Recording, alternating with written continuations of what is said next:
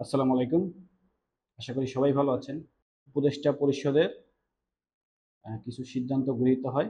তার ভিতরে একটি সিদ্ধান্ত ছিল সিভিল মামলাগুলো যাতে দ্রুত শেষ হয়, নিষ্পত্তি হয়, সেই লক্ষ্যে কিছু পদক্ষেপ নিয়েছে।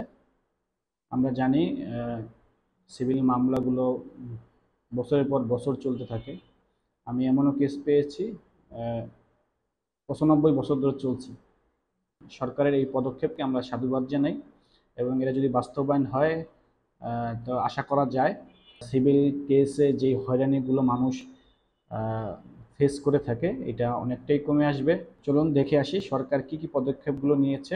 আজকে যে সিদ্ধান্তগুলো এসছে তার মধ্যে দুটো সিদ্ধান্ত দুটো কমিশনের যে রিকমেন্ডেশন ছিল সেই রিকমেন্ডেশনগুলো বাস্তবায়নের উদ্যোগ হিসাবেই গ্রহণ করা হয়েছে। একটা হচ্ছে আমাদের বিচার বিভাগ সংস্কার কমিশন আমাদের সিভিল প্রসিডিওর কোডে কিছু কিছু পরিবর্তন আনবার জন্য সুপারিশ করেছিলেন।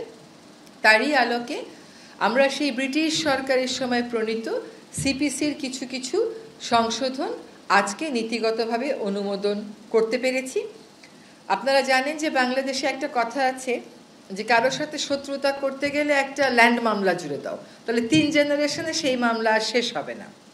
তো আজকে সেই 3 জেনারেশন যেন না লাগে, 1 জেনারেশনেই যেন মামলা শেষ করা যায়, সেই জন্য সিপিসির কিছু সংশোধনী আনা হয়েছে যাতে করে যারা বিচার প্রার্থী তাদের সময় কম লাগে, তাদের টাকা কম লাগে। অনেক সময় আমরা যারা উকিল আছি তারা নানান অজুহাতে বিভিন্ন সময় নিয়ে মামলার প্রক্রিয়া বিলম্বিত করি, সেটা যেন না হয় সেরকম কতগুলো সিদ্ধান্ত এসছে।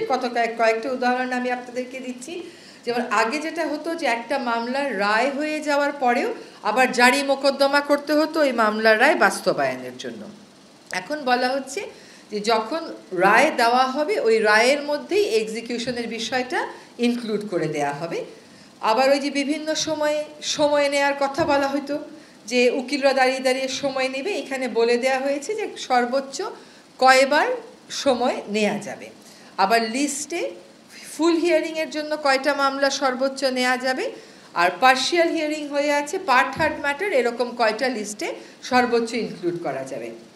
বিচার প্রক্রিয়াটা আমাদের অনেকাংশেই এখনও সেকেলে রয়ে গেছে।